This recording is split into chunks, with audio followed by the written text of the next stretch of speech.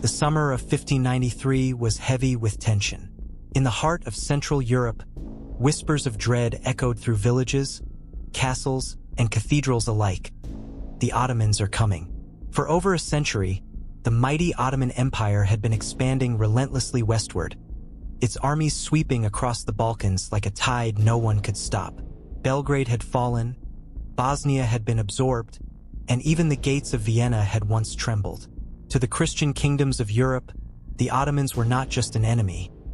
They were a storm, an unstoppable force of destiny that seemed to consume everything in its path. And now, that storm was gathering around the fortress town of Sisak. Nestled at the confluence of the Sava and Kupa rivers, Sisak was no ordinary outpost. It was a gateway.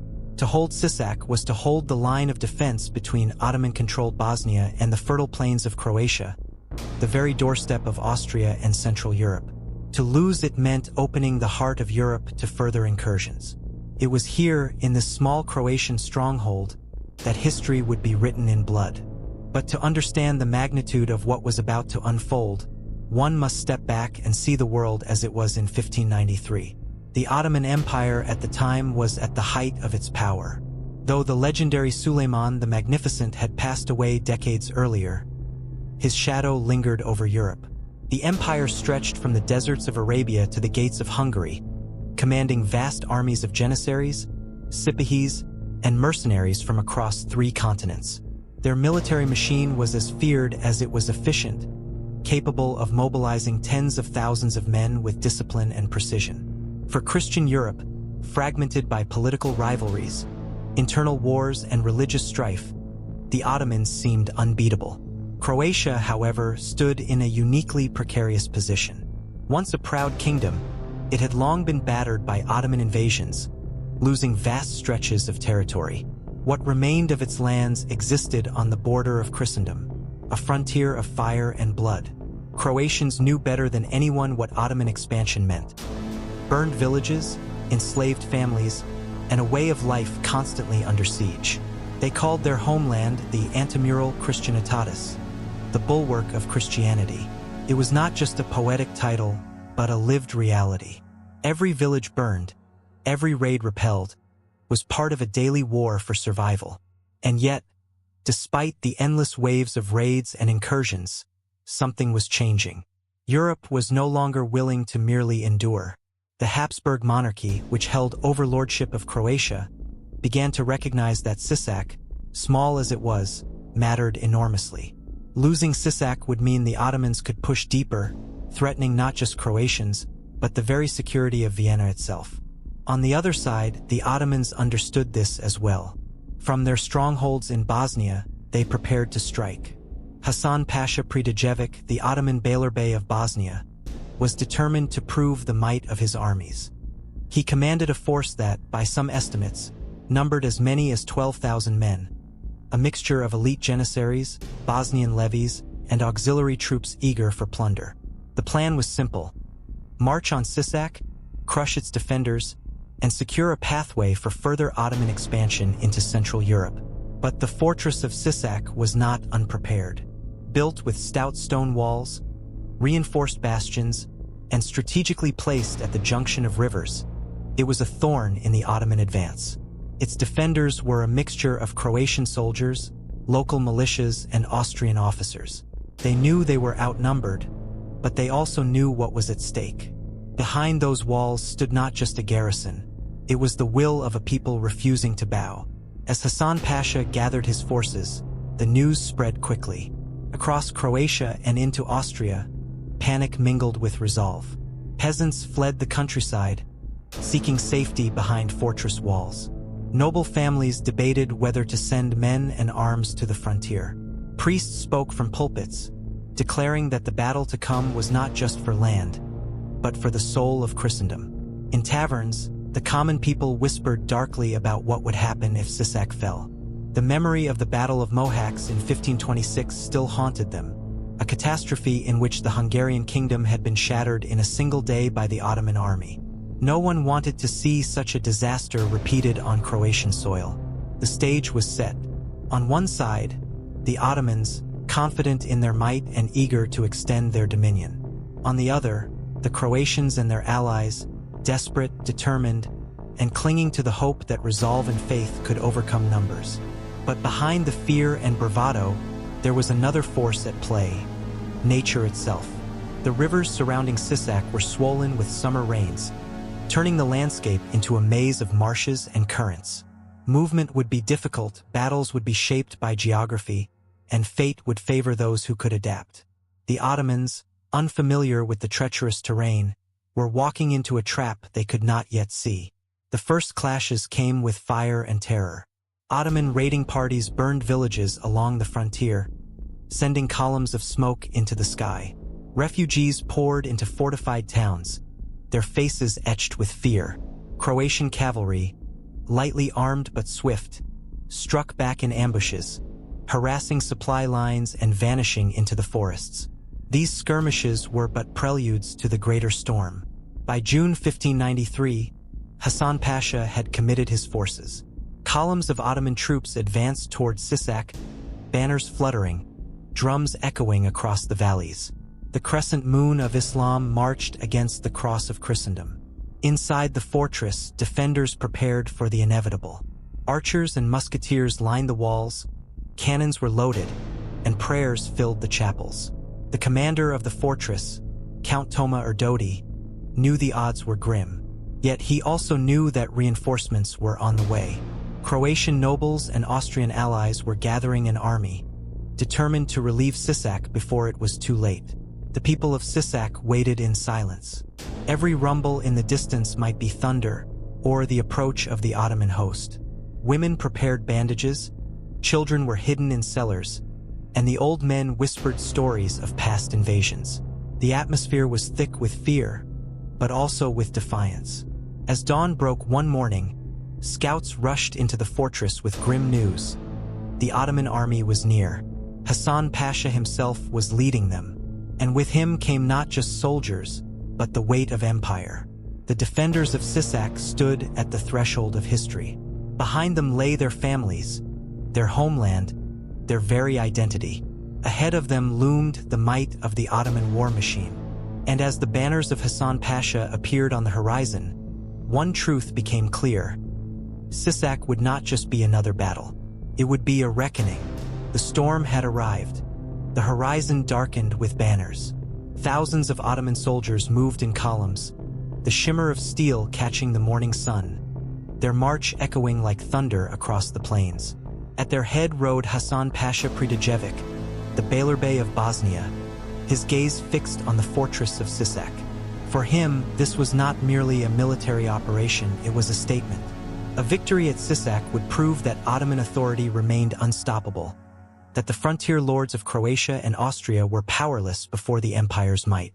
His army was vast and diverse. Janissaries marched in disciplined ranks, their muskets polished, their uniforms pristine. Behind them came Bosnian cavalry, hardened by years of frontier skirmishes. Auxiliary troops from across the empire followed. Albanian fighters, Anatolian archers, and irregular soldiers driven by the promise of plunder. They were not the largest Ottoman host ever assembled, but they were more than enough to crush a small fortress, or so Hasan Pasha believed. From the walls of Sisak, the defenders watched with grim silence. The banners of the crescent stretched as far as the eye could see, the dust of thousands of boots and hooves rising into the sky. Mothers clutched their children, soldiers gripped their weapons tighter, priests whispered prayers. The sight was overwhelming, yet it also steeled their resolve. For them, there was no retreat, no surrender. Behind the fortress lay their homes, their families, their very way of life. Count Toma Erdodi, commander of the defense, walked along the battlements, speaking to his men. His presence was calm, steady, the embodiment of defiance. This fortress is not just stone, he told them. It is Croatia itself. If Sisak falls, everything we know will follow. Hold your ground, and remember, God is with us. His words rippled through the garrison like fire, turning fear into grim determination. The first moves of Hasan Pasha were not full assaults but tests. Ottoman artillery was brought forward, cannons positioned to pound the walls. The thunder of iron balls striking stone echoed for miles, shaking the very earth. Yet the fortress held. Its bastions, reinforced by years of construction, absorbed the blows.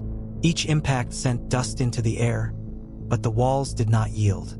From inside the fortress, Croatian gunners responded. Cannons roared, sending volleys into the Ottoman lines. Musketeers fired from the battlements, their shots whistling into the mass of soldiers below. Though the defenders were fewer, their aim was precise, each bullet finding a target in the chaos. But Hassan Pasha was patient. He knew that stone could be worn down, that defenders could be exhausted. Siege warfare was not only about brute force but attrition, breaking the will of those inside. He ordered constant bombardment, day and night, to wear down both wall and spirit. Fires broke out within the fortress, food supplies dwindled, and sleep became a luxury. Yet still the defenders held. Inside the walls, life became a crucible of endurance. Women carried water to the walls, children huddled in cellars, priests blessed the soldiers before every volley. The fortress became not just a military bastion but a community united by desperation. Songs of faith were sung at night to drown out the thunder of cannons. In those moments, the defenders found strength not in numbers, but in unity. Meanwhile, Croatian nobles and Austrian allies outside the fortress were not idle. Word of the siege spread quickly across the land. Count Andreas von Auersperg, a commander of Habsburg forces, began rallying an army to relieve Sisak. He called upon Croatian nobles, knights, and peasant levies to gather under his banner. Though not as numerous as the Ottomans, their cause was clear: save Sisak or lose the frontier forever. Hassan Pasha, however, believed time was on his side. He continued his bombardment, launching raids against the walls, probing for weaknesses. Ottoman cavalry harassed the countryside, cutting off supplies and spreading terror. Smoke rose from burned villages, and the rivers carried the echoes of battle. Every day the noose tightened around Sisak, yet every day the defenders defied expectation. Musketeers on the walls picked off attackers with deadly accuracy. Counter-raids from the fortress disrupted Ottoman siege works. Even as rations grew thin, morale remained unbroken. Count Erdodi knew reinforcements were coming, if they could hold long enough. By mid-June, the tension was unbearable. Both sides prepared for a decisive clash. The Ottomans, frustrated by Sisak's stubborn resistance, began planning a full assault.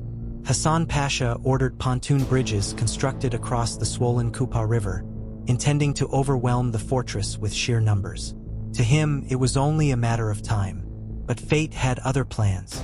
The very rivers Hassan Pasha sought to cross would become his undoing. The swollen waters of the Kupa and Sava, heavy with summer rain, churned with unpredictable force.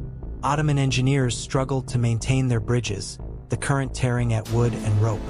Crossing the rivers was dangerous, chaotic, and left soldiers exposed to enemy fire. From the walls of Sisak, Croatian defenders unleashed volleys upon those attempting the crossing, cutting them down before they reached the far bank. The river became not a bridge, but a grave. Still, Hassan Pasha pressed forward. His pride, his ambition, and his desire for glory drove him on. He had boasted that Sisak would fall quickly, that resistance was futile. To retreat now would be dishonor. And so, against the warnings of some of his commanders, he pushed his men harder, demanding they prepare for the final assault. Inside the fortress, Count Erdodi sensed the coming storm. Supplies were nearly gone, exhaustion etched into every face, yet he refused to yield. He knew that the relief army was close, that salvation could arrive at any moment. All they had to do was endure, and so the defenders waited, hungry, weary, but resolute. Every creak of the walls, every crash of cannon fire, was endured with clenched teeth and whispered prayers. The fate of Croatia, and perhaps of Central Europe, hung by a thread. The rivers roared, the cannons thundered, and the crescent moon loomed over Sisak. The decisive moment was approaching, a storm of steel and blood that would decide not only the fate of a fortress but the course of history. And as the first reports of the relief army's march reached Hasan Pasha's ears, the stage was set for a confrontation that neither side could avoid. The question was simple. Would Sisak fall to the crescent, or would the defenders rise in one final act of defiance that would echo for centuries? The answer would come on a day when rivers turned red, when armies clashed in fury, and when the unstoppable force of empire met the unbreakable will of a people. The Battle of Sisak was about to begin. The morning of June 22, 1593, began with a heavy silence. Mist clung to the valleys around Sisak, drifting across the swollen rivers, masking the movements of men and horses. Within the fortress, Count Toma Erdodi stood atop the ramparts, scanning the horizon. His men were exhausted, starving, and nearly out of powder. Yet in their eyes burned a quiet fire. They had survived the siege longer than anyone believed possible. And now, just as their strength waned, hope arrived. From the west, dust clouds rose against the horizon. The relief force had come. At its head was Count Andreas von Auersperg, a veteran commander of the Habsburg frontier, known as the Carniolan Achilles. He had gathered a coalition army, Croatian nobles, Austrian soldiers, German mercenaries, and peasant levies armed with whatever weapons they could find. They were not as numerous as the Ottoman host, but their morale was unshakable. They knew what was at stake. If Sisak fell, the road into the heart of Habsburg lands would lie open. As Auersperg's army marched, priests blessed the soldiers, banners of the cross fluttered in the wind, and war songs echoed across the valleys. Farmers who had left their plows now marched with spears, side by side with seasoned knights in armor. It was a coalition born not of convenience but of necessity, a people united against an empire. When Hasan Pasha learned of the approaching army, his pride flared. To him, this was the perfect chance to crush not just the fortress but also the relief force in one decisive blow. He believed his cavalry, renowned across Europe, would sweep aside the ragtag Christian army. He gave orders for his men to prepare for battle. The cannons that had pounded Sisak for weeks were now turned toward the relief army. The battlefield would not be chosen by either commander, but by the rivers themselves. The Kupa and Sava, swollen with floodwaters, carved a deadly trap. To reach the Christian army, Hasan Pasha's forces would need to cross hastily built pontoon bridges. What he saw as a tactical maneuver, Erdodi and Auersperg saw as opportunity. As Ottoman soldiers poured onto the bridges, Croatian musketeers hidden in the trees unleashed volleys of fire. The riverbanks became a killing ground, the water splashing red as bodies fell into the torrent. Horses panicked, men slipped from planks into the rushing current, and yet more soldiers pressed forward, driven by Hasan Pasha's commands. From the fortress, the defenders erupted in cheers at the sight of allies striking the enemy. They joined the attack, firing cannons into the crowded crossings. The river itself seemed to rebel against the invaders, swallowing men and dragging them beneath the current. Hasan Pasha, furious at the resistance, rallied his cavalry. The famed Ottoman Sipahis, armored horsemen with curved sabers, thundered forward. They were the elite of the empire, warriors whose charge had broken countless armies before. The ground shook beneath their hooves as they surged toward Auersperg's lines. The clash was apocalyptic. Croatian and Austrian knights met the charge with lances leveled. Their horses braced for impact. The sound of steel crashing against steel echoed across the valley. Riders were thrown, blades clashed, men screamed. The Sipahis slashed with fury, their sabers gleaming in the sun, but the defenders did not yield. Every foot of ground was paid for with blood. Amid the chaos, musketeers and arquebusiers poured volleys into the Ottoman ranks. Smoke blanketed the field, mixing with the cries of the dying. Peasant levies, armed with pikes and axes, surged forward to strike at dismounted cavalry, dragging men from their saddles. The battle became not a clash of armies but a storm of fury, where every man fought as if the fate of his world depended on it. Hasan Pasha himself rode into the fray, his presence a beacon to his men. Clad in gleaming armor, he urged his soldiers onward, shouting promises of glory and vengeance. His banner waved high, the crescent moon defiant against the Christian cross. For a moment, it seemed as though the Ottomans might break through the thin lines of Auersperg's coalition. But the rivers would not forgive. As more Ottoman soldiers tried to cross, the bridges buckled and collapsed under the weight. Entire companies were hurled into the raging waters. Men thrashed, armor dragging them down, their cries silenced by the current. The Kupa and Sava became graveyards, swallowing hundreds, perhaps thousands. Those who reached the far bank did so disorganized, their formation shattered. Auersperg seized the moment. He ordered a full counterattack. Knights spurred forward, musketeers advanced, and peasants charged with a ferocity born of desperation. The Ottoman lines, already strained, began to bend. From the fortress, Count Erdodi led a sortie. Gates opened, and defenders who had endured weeks of siege surged into the fray. Their appearance struck terror into the Ottomans. Those who thought the fortress weak now saw its garrison fighting like lions. The battle spiraled into chaos. The thunder of hooves, the roar of cannon, the clash of steel. Each moment was a whirlwind of violence. The air reeked of gunpowder and blood. Soldiers slipped on mud slick with gore. The cries of men drowning in the rivers mingled with the clash of swords on armor. At the heart of the carnage, Hassan Pasha pressed forward, determined to rally his men. Yet even his presence could not turn the tide. For the first time, cracks appeared in Ottoman discipline. Units broke, cavalry fled, and the once mighty host began to falter. Still, the battle was not yet won. The coalition army fought with everything it had, but exhaustion gnawed at them. For every Ottoman who fell, another seemed to appear. The outcome remained uncertain, balanced on a knife's edge. And then, like a spark in dry tinder, the turning point came. An Ottoman bridge collapsed under the weight of retreating soldiers, sending hundreds plunging into the floodwaters. Panic spread like wildfire. Men pushed and trampled each other in their desperation to escape.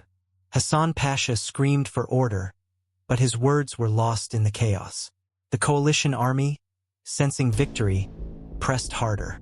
Knights carved paths through fleeing cavalry. Musketeers fired point-blank into the mass of retreating men.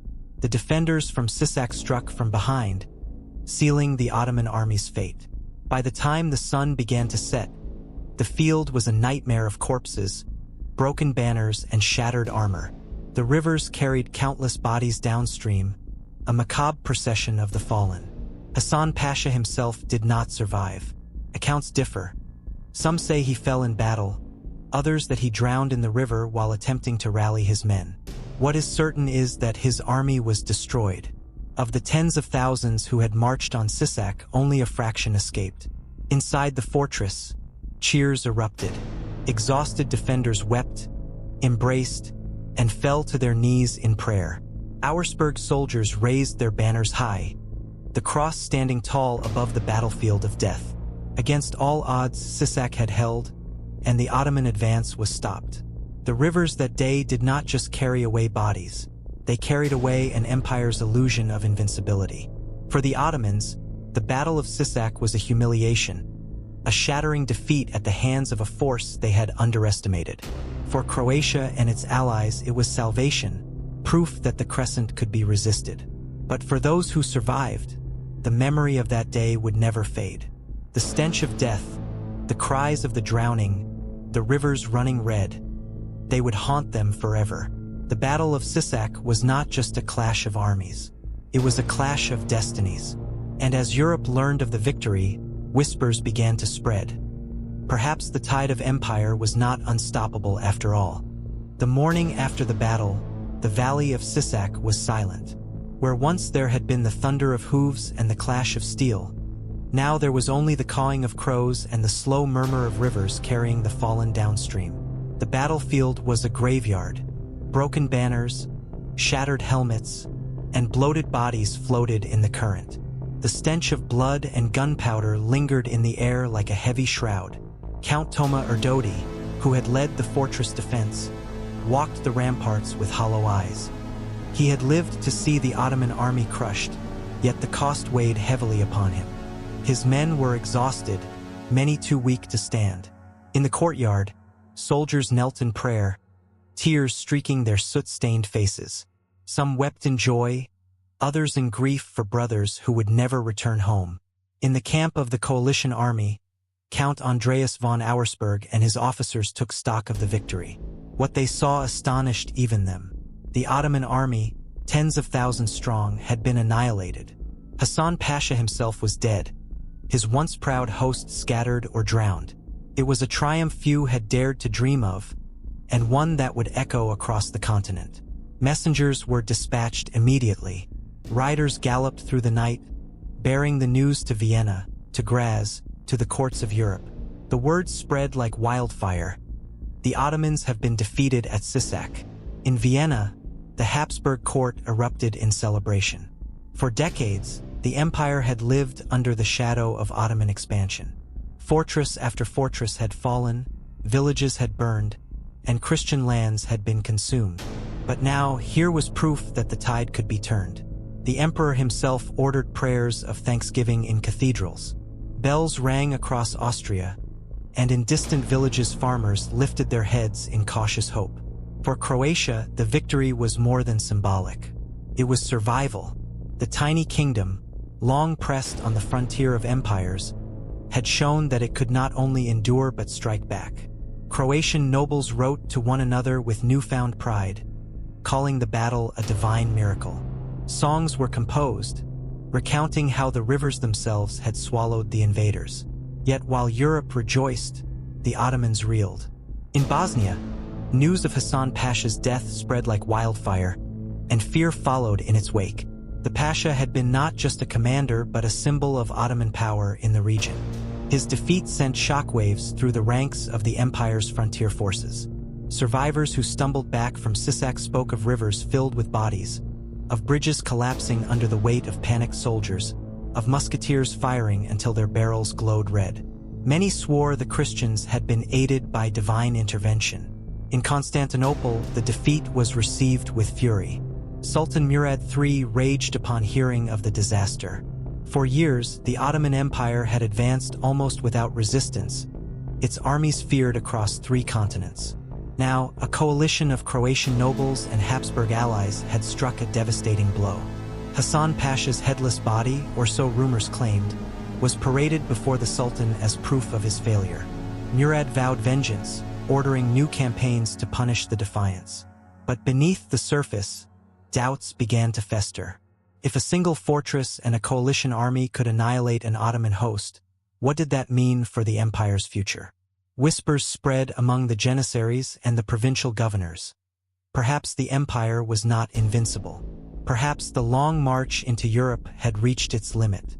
Meanwhile, in Croatia, the battlefield itself became a symbol. Pilgrims came to see the site where so many had fallen. Priests declared the victory a sign of God's favor. Survivors recounted tales of bravery and horror alike. Knights cutting their way through Sipahis, peasants dragging armored horsemen into the mud, musketeers firing point-blank at drowning enemies. The rivers Kupa and Sava became not just waterways but eternal witnesses to sacrifice. Count Erdodi and Count Auersperg were hailed as heroes. The emperor awarded them honors, their names carried in ballads across the frontier. For the common soldiers, too, their deeds were remembered. Peasants who had left their homes to fight returned as legends, their families holding their heads high with pride. But for all the celebration, the scars remained. The dead were countless, their bodies buried hastily in mass graves or carried away by the current. Villages near Sisak mourned entire generations of men. Mothers wept, wives donned black, and children grew up with fathers who would never return. The victory was glorious, yes, but it was also steeped in grief. Europe's rulers, however, saw the battle not just as salvation but as opportunity. If the Ottomans could be defeated in Croatia, perhaps they could be pushed back further. The Habsburg monarchy, long on the defensive, began to speak of counteroffensives. Alliances were strengthened, military recruitment intensified. For the first time in decades, Europe dared to think of resisting the Crescent. Yet even as plans were drawn, wiser voices warned against arrogance. The Ottoman Empire was wounded but not broken. Its armies were vast, its resources immense, and its sultans relentless. The defeat at Sisak would be avenged, they warned, and the frontier would once again burn. Indeed, within months, Ottoman raiding parties struck at border villages, exacting brutal retribution. Croatians who had celebrated their victory soon found themselves defending against new incursions.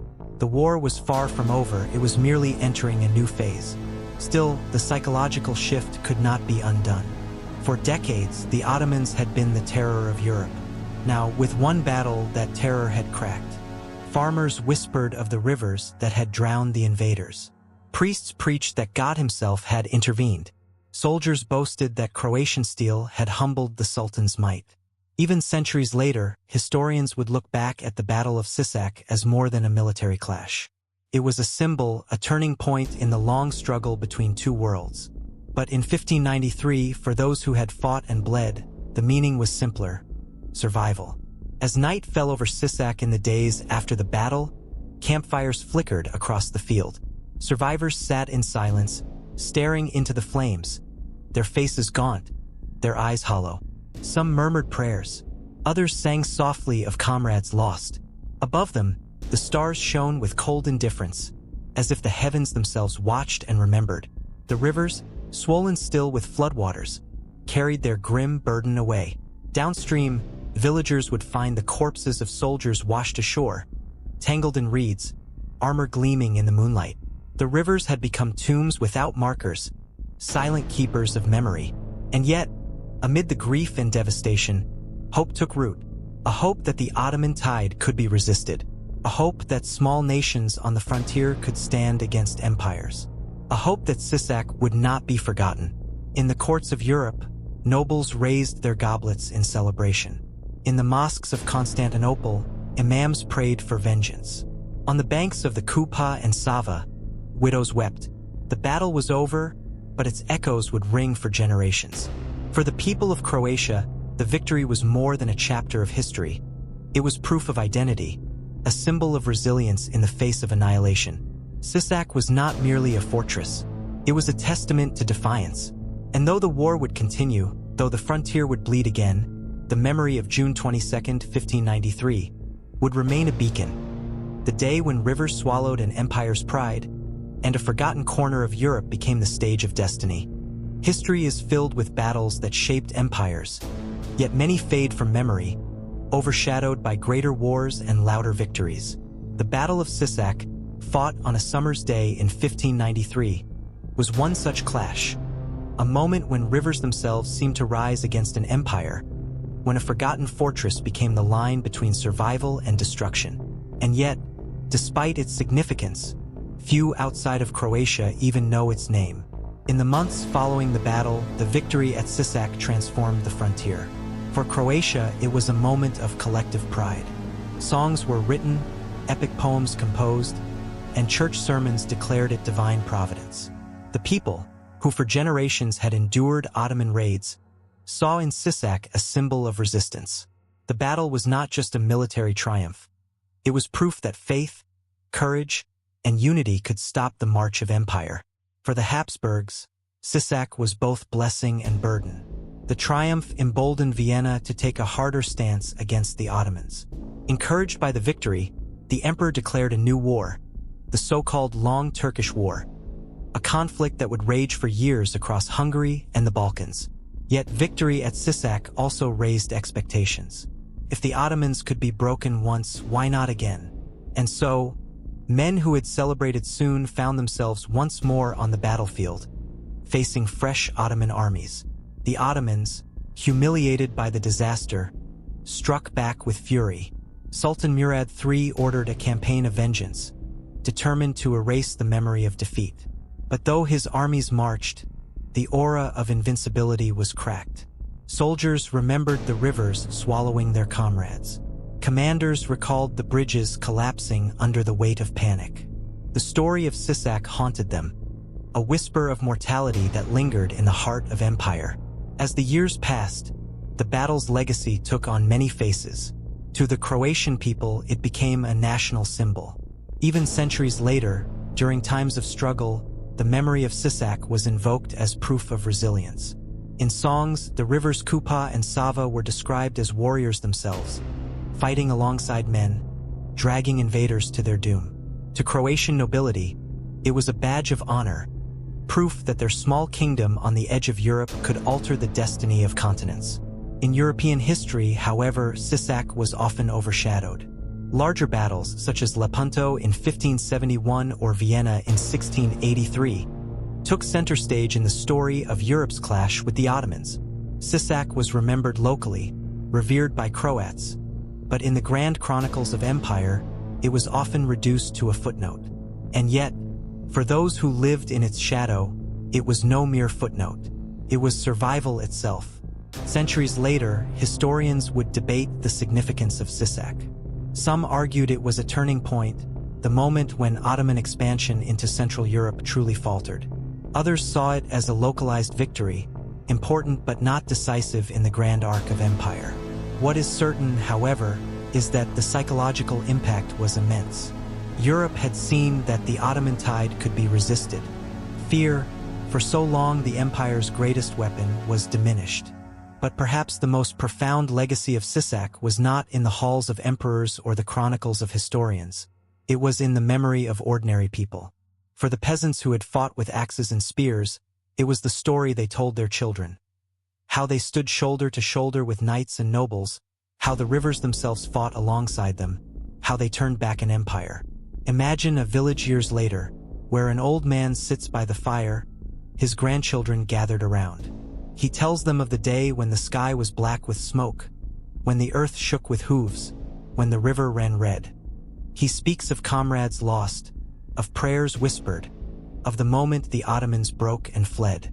And though his voice trembles, his eyes burn with pride. That was the legacy of Sisak. Not just victory, but memory. Yet memory is fragile. As centuries passed, Europe forgot.